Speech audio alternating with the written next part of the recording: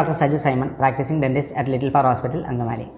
ഞാനിന്ന് നിങ്ങളുടെ മുമ്പിൽ നിൽക്കുന്നത് ഓറൽ ഹെൽത്തിൻ്റെ ആവശ്യകതയെക്കുറിച്ച് നിങ്ങളെ ബോധവാന്മാരാക്കുക എന്ന ലക്ഷ്യത്തോടു കൂടിയാണ്. എന്താണ് ഓറൽ ഹെൽത്ത് എന്നതിനെ കൊണ്ട് നാം ഉദ്ദേശിക്കുന്നത്?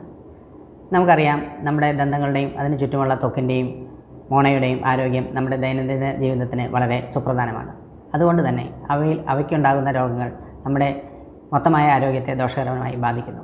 ഉദാഹരണത്തിന്, നമ്മുടെ ദന്തങ്ങൾക്കുണ്ടാകുന്ന കോടുകൾ അഥവാ ചെറിയ ക്യാവിറ്റികൾ വേദന ഉളവാക്കുകയും നമ്മുടെ ദഹന പ്രക്രിയയെ തന്നെ ദോഷകരമായി ബാധിക്കുന്നു.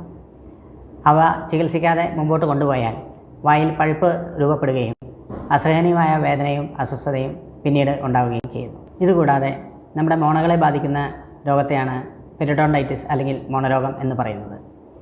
ഇതുമൂലം പല്ലുകൾക്ക് ബലക്ഷയം ഉണ്ടാവുകയും അവ നേരത്തെ തന്നെ നഷ്ടപ്പെടുവാൻ അവസരമൊരുക്കുകയും ചെയ്യുന്നു.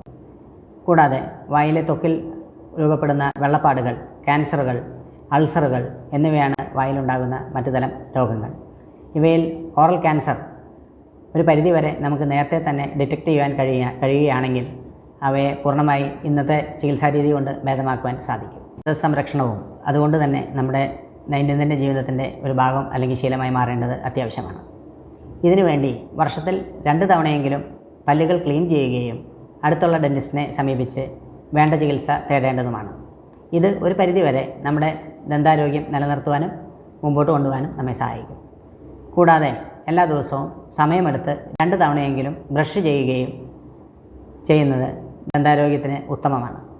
ദന്താരോഗ്യവും ദന്തസംരക്ഷണവും അതിൻ്റെ ആവശ്യകതയെക്കുറിച്ച് നിങ്ങൾക്ക് മനസ്സിലായി കാണുമെന്ന് ഞാൻ വിശ്വസിക്കുന്നു.